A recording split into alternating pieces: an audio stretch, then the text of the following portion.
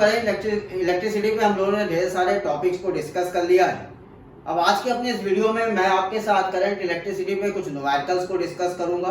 तो चलिए हमारे साथ स्टार्ट करते हैं अपने करंट इलेक्ट्रिसिटी के न्यूमेरिकल्स को करना, किस तरह से करंट इलेक्ट्रिसिटी के न्यूमेरिकल डील किए जाते हैं, सॉल्व किए जाते हैं, उसके तरीके को सीखते हैं।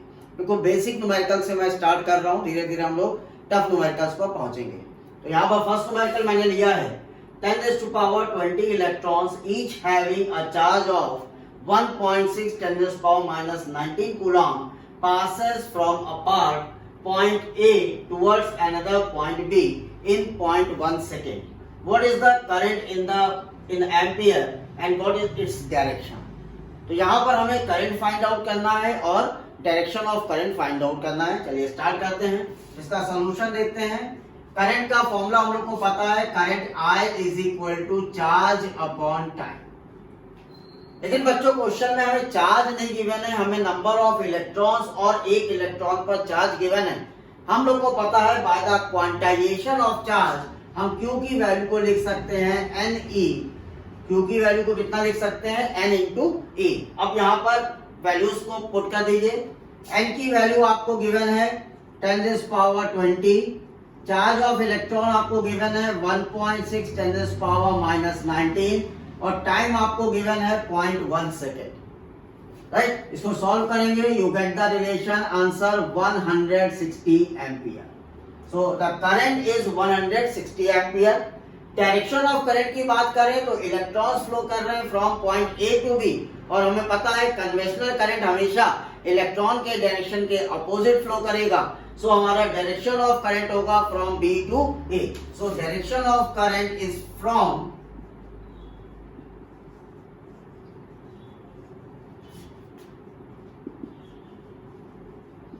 B to A. ओके, तो इसलिए हम लोग का फर्स्ट क्वेश्चन सॉल्व हुआ। चलिए क्वेश्चन नंबर 2 पर आते हैं।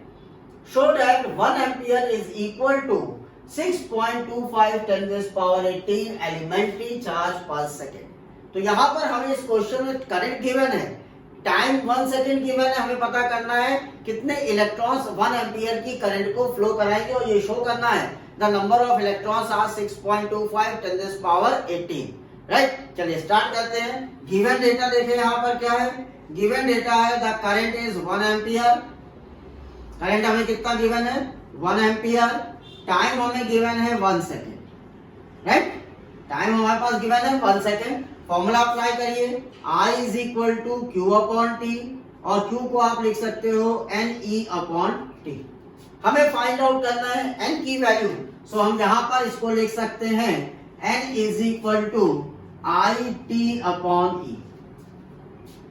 Right, now put the values here. I is 1, time is 1 and charge of 1 electron is 1.6 10⁻⁻19 coulomb. तो इसको अगर आप सॉल्व करोगे you get the answer 6.25 into 10⁻18 electrons. तो इसलिए हम लोगों ने शो कर दिया for 1 ampere current flow in 1 second use 6.25 10⁻18 electrons. Okay, now student, next question. How many electrons passes through a lamp in 1 minute if the current is 300 milliampere? Again we have to find the number of electrons. बहुत easy problem है, आप लोग solve कर सकते हो। As we know that I is equal to Q upon T, we can also write NE upon T. So from this equation we can write N is equal to IT upon E. Okay, parameters में अगर देखें तो हमें I की value given है 300 milli ampere, और we can write 300 into 10⁻³ ampere. Time is given as 1 minute, or we can write as 60 seconds. So put the values here. Okay, I की value आप पुट करोगे 300 into 10⁻³ टाइम पुट करोगे आप 60 and charge of electron 1.6 10⁻⁻19। Okay, so यहाँ से हमें n की value find out करना है। when we solve it we get the result as 1.125 10⁻20 electrons. So the answer is 1.125 10⁻20 electrons. Okay, now the next question, how many electrons per second flow through a filament of 120 volt 60 watt electric bulb given electric power is the product of current and voltage. यहाँ पे आपको बता दिया गया है power जो है current और वोल्टेज का प्रोडक्ट है, और पावर आपको गिवन कितना है, क्वेश्चन में पावर गिवन है 60 वॉट, पोटेंशियल गिवन है 120 वोल्ट। तो सबसे पहले बच्चों हम लोग करंट निकाल लेते हैं, जैसा कि क्वेश्चन में लिखा है power is equal to V into I. So यहाँ से I की वैल्यू हो जाएगी P अपॉन V और 60 by 120 that is 0.5 ampere. So current हमारा हो गया 0.5 एम्पियर। अब सॉल्व करते हैं, again number of electrons find out करना है। फॉर नंबर ऑफ इलेक्ट्रॉन्स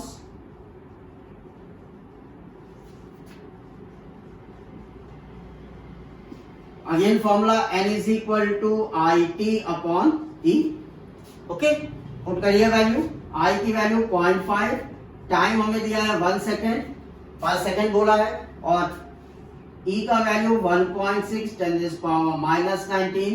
जब आप इसे सॉल्व करोगे you get the result 3.125 10⁻80। Right, तो यहाँ पे आपको नंबर ऑफ इलेक्ट्रॉन्स मिलेंगे 3.125 10⁻18, और प्रीवियस क्वेश्चन में आपको आंसर मिला है 1.125 10⁻20 electrons. Okay student, please note down.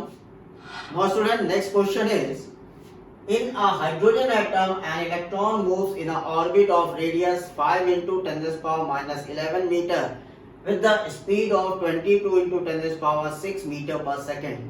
Find the equivalent current. So as a student we all know, if in a hydrogen atom if electron is moving in an orbit, that orbit must be a circular orbit of the radius given as 5 into 10⁻11 meter, and the speed of that electron is given as 22 into 10⁻6 meter per second. तो first of all अगर ये electron circular orbit में move कर रहा है तो हमें time period find out करना होगा, और टाइम पीरियड को फाइंड आउट करने का फॉर्मूला हम लोग यूज करेंगे 2 pi r upon v। Class 9th 11th में आपने पढ़ रखा होगा, for the circular path time period is 2 pi r upon v। r और v की वैल्यू हमें गिवन है, राइट। अगर हम यहाँ से फ्रीक्वेंसी फाइंड आउट करें तो फ्रीक्वेंसी का फॉर्मूला होता है 1 अपॉन टाइम पीरियड, और we can write as v upon 2 pi r, right. If we put the values here, we get the relation as 22 into 10⁻6 upon 2 into 22 by 7 into 5 into 10⁻11. Right? After solving this, we get 7 into 10⁻50. Now हमें find out करना है बच्चों equivalent current. हमें पता है I is equal to Q upon T, तो Q यहाँ पर इलेक्ट्रॉन है, इलेक्ट्रॉन अपॉन टाइम, टाइम हम यहाँ पर रख सकते हैं कैपिटल T, और हम इसको लिख सकते हैं E इंटू F, क्योंकि 1 अपॉन T को क्या लिखा जा सकता है, फ्रीक्वेंसी। अब आप अगर वैल्यू पुट करें तो आप वैल्यू लिख सकते हैं 1.6 10⁻19 इंटू 7 इंटू 10⁻50। ओके, जब आप इसे सॉल्व करोगे you get the result 1.12 10⁻³ ampere, और you can write as 1.12 milliampere. So current जो फ्लो करेगा इस इलेक्ट्रॉन से, हाइड्रोजन इलेक्ट्रॉन से, that current is 1.12 milliampere current. Okay students, now the second question that is the graph based question. Find the amount of charge flow through the wire during this time period. यहाँ पे हमें graph given है, that graph is the relationship between current and time. इस graph में हमें 0 से लेके 10 second में कितनी करंट फ्लो करेगी वायर में वो फाइंड आउट करना है। तो हमें यहाँ चार्ज फाइंड आउट करना है, सो हम लोग लिख सकते हैं amount of charge in 10 second, जिसे हमें निकालना है, is equal to area under the curve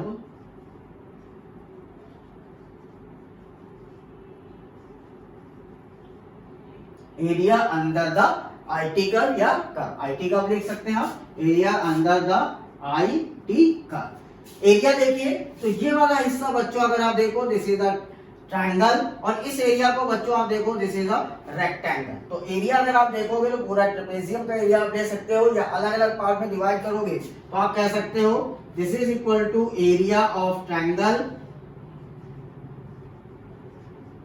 plus area of rectangle.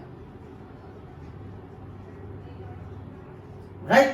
अब एरिया ऑफ ट्रायंगल अगर आपको निकालना है, this is 1/2 base into height, base is 5, height is 5, plus area of rectangle अगर निकालना है, length into breadth, what is the length, 10 minus 5 into breadth is 5. Okay, so this will be 12.5 plus 25, that is 37.5 coulomb. 37.5 coulomb, that is the value of charge according to given graph. Now student, next question. Amount of charge passing through cross section of wire is given as, equation given as qt equal to at square plus bt plus c. We have to find two different situations. Write the dimension of ABC. ABC are constants. If the value of ABC are 5, 3 and 1, find the value of current in 5 seconds. Right? तो सबसे पहले dimensions लिखना सीखते हैं students. Part 1 मैं यहाँ पर दिखा रहा हूँ. राइट, जो इक्वेशन हमें गिवन है वो इक्वेशन है QT is equal to AT square plus BT plus C. QT का मतलब the charge in the terms of time. और चार्ज की अगर बात करो बच्चों आप, तो charge is equal to current multiplied by time. Right, तो अगर आप चार्ज का डायमेंशन लिखोगे तो क्या लिखोगे, करंट का dimension that is ampere, time का डायमेंशन दैट इज टी. तो चार्ज का डायमेंशन हमेशा क्या होगा, AT होगा. अब अगर मुझे A का डायमेंशन लिखना है, डायमेंशन ऑफ A, तो मैं क्या लिखूंगा, डायमेंशन ऑफ चार्ज, ठीक है, dimension of charge that is 80 upon dimension of time square t square that is equal to AT inverse. Okay, similarly dimension of B, dimension of B आप कितना लिखोगे, dimension of charge upon t that is A, dimension of C, dimension of C that is equal to 80. तो ये तो आपने तीनों के dimension लिख लिए. Dimension of A 80 minus 1, dimension of B A and dimension of C that is 80. अब second point हमसे कह रहा है कि फाइंड द करंट. अगर हम करंट की बात करें तो इक्वेशन आपको गिवन है Q का, Q is equal to AT square plus BT plus C. और अगर हमें करंट निकालना है, इंस्टेंटेनियस करंट निकालना है, तो हमें करंट का फॉर्मूला पता है कि we have to differentiate the charge equation with respect to time, dq upon dt. So we differentiate this equation, d by dt of at square plus bt plus c. So we get here 2at plus b. Okay, now abc का value given है, put the values here, 2 into 5 into 5 plus b का value आपको given है 3, that is 50 plus 3 और 53 ampere. So the current value is 53 ampere and the dimensions are 80 minus 1 for A for B and 80 for C. Okay. Now next question. यहाँ पे हमें एक circuit given है जिसमें दो पोटेंशियल्स लगा रखे हैं, दो बैटरी लगा रखा है. One battery have a 200 ampere and second battery have a 10 volt, 200 volt and 10 volt along with a resistance of 38. We have to find the current. As we know that current is equal to voltage upon resistance. V is equal to IR, I is equal to V by R. Okay, so now voltage is what, 210. So total voltage will be 200 minus 10. Minus क्यों किया, because there is a potential difference, right? तो 200, अगर आप KVL आगे मैं सिखाऊंगा तो और इजी आपके लिए कर दूंगा कि कैसे आप इसको माइनस और प्लस का साइन लेने की जरूरत नहीं, ऑटोमेटिक आपके पास आएगा. तो यहाँ पे पोटेंशियल डिफरेंस हमने लिया 200 माइनस 10 अपॉन R हमको गिवन है 38 ओम. ओके, सो ये आपको वैल्यू मिलेगा 190 upon 38,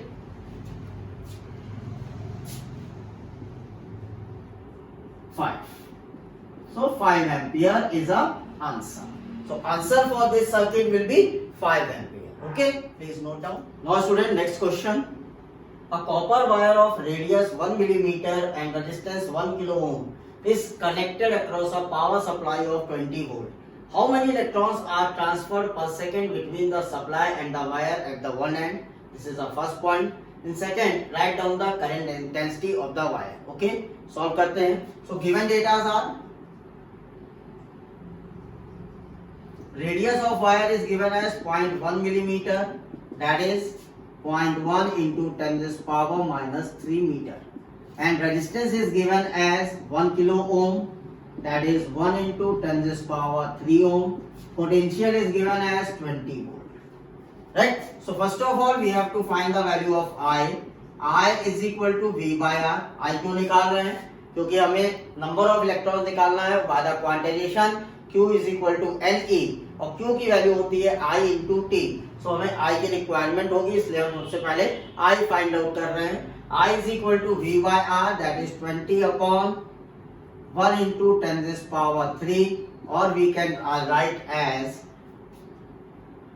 20 into 10 to the power minus 3 ampere, right? 20 into 10 to the power minus 3 ampere or 20 milliampere. So I will give now Q is equal to NE. So from here we can write as N is equal to Q by E, and we can write Q is equal to IT by E.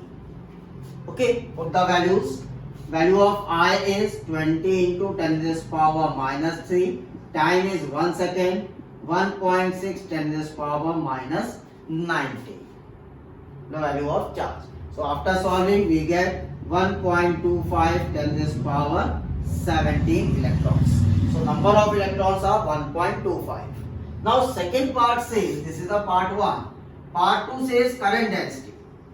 Current density, what is the formula for current density? That is J is equal to I upon A. Okay, A is what? That is the area, so we can write I upon pi r square. Okay, now put the value 20 into 10 to the power minus 3. Pi is 22 by 7. R square, R is 0.1 into 10 to the power minus 3 whole square. Okay, after solving we get 6.37 10 to the power 5 ampere per meter square. So this is the value of current density J, 6.37 10 to the power 5 meter per second square, ampere per meter square, and the value of number of electrons are 1.25 10 to the power 17. So please note down. Now student, question number 10. Find resistivity of a conductor in which current density of 2.5 ampere per meter square is found to exist when an electric field of 15 volt per meter is applied on it. So here we have to find the resistivity, but the given parameters are current density 2.5 ampere per meter square and electric field, that is 15 volt per meter. Electric field और current density given है, इनके terms में resistivity का formula पहले find out करना सीखिए। Resistivity का formula होता है रो इज इक्वल टू, पहले मैं रेजिस्टेंस का फॉर्मूला लिखा दूं, R is equal to rho L upon A. So rho is equal to R A by L, right. अब आप आर को क्या लिख सकते हो for the conductor, R is equal to V upon I. So V upon I A by L, ये लिखा जा सकता है। ओके, अब इस फॉर्मूले को आप कुछ इस तरह लिखिए, v by L upon I by A, right. v by L upon I by A, same formula है, कोई चेंज नहीं है। लेकिन v बाई एल को आप क्या लिख सकते हो, that is electric field. I upon A को आप क्या लिख सकते हो, दैट इज जे। ओके, आप वैल्यूज पुट कर लीजिए। इलेक्ट्रिक फील्ड की वैल्यू 15 और जे की वैल्यू 2.5। डेसिमल हटाइए 150, क्रॉस करिए 6। So answer is 6 ohm metre. So resistivity is 6 ohm metre. Okay, तो इजिली हम लोग देखिए रेजिस्टिविटी का फॉर्मूला बना दिया, ई बाय जे। इसको कहीं नोट कर लीजिए आप लोग। Resistivity in terms of electric field and current density, that is E by J, right. तो यहां से हम लोग निकाल सकते हैं, या हमारे पास एक रिलेशनशिप और था, J is equal to sigma E। यहां से भी आप निकाल सकते हैं, सिग्मा को 1 बाई रो लिखते, आंसर आपको मिल जाता।